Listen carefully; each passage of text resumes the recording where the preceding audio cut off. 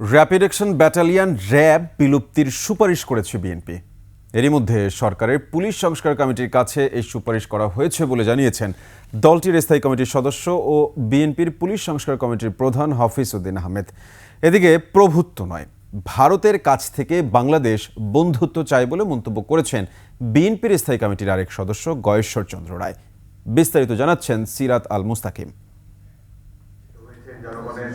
মঙ্গলবার রাজধানীর গুলশানে বিএনপির চেয়ারপারসনের কার্যালয়ে এক সংবাদ সম্মেলনে আইন শৃঙ্খলা রক্ষাকারী বাহিনী নিয়ে কথা বলেন স্থায়ী কমিটির সদস্য হাফিজ উদ্দিন আহমেদ। সমাজের বিভিন্ন পেশার ব্যক্তিবর্গের সাথে আলাপ আলোচনা করে আমরা একটি সুপারিশমালা প্রণয়ন করেছি।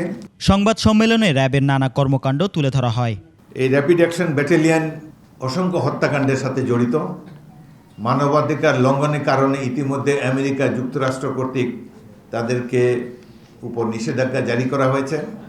জাতিসংঘেরও মানবাধিকার বিষয়ক যে কমিটি, তারাও র্যাবের কর্মকাণ্ডের প্রতি বিরূপ মনোভাব পোষণ করে।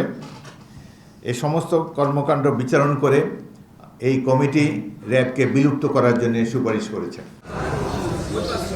এদিকে শেরেবাংলা নগরে বিএনপির প্রতিষ্ঠাতা জিয়াউর রহমানের সমাধিতে শ্রদ্ধা নিবেদন শেষে গণমাধ্যম কর্মীদের সাথে কথা বলেন স্থায়ী কমিটির আরেক সদস্য গয়েশ্বর চন্দ্র রায়।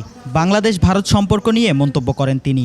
ভারত প্রতিবেশী দেশ, তার সাথেও আমাদের সমমর্যাদার ভিত্তিতে পারস্পরিক স্বার্থকে সমুন্নত রেখে সমমর্যাদার ভিত্তিতে যদি আমাদের এই বন্ধুত্ব থাকে, সেই বন্ধুত্ব উভয় দেশের জন্য কল্যাণকর। একমাত্র ওয়ালটন এসি দিচ্ছে 1 বছরের রিপ্লেসমেন্ট গ্যারান্টি। গুলশানে অপর এক কর্মসূচিতে বিদেশি সংস্কৃতির আগ্রাসন ও তরুণ প্রজন্মের ভূমিকা নিয়ে কথা বলেন বিএনপির যুগ্ম মহাসচিব শহীদ উদ্দিন চৌধুরিয়ানী।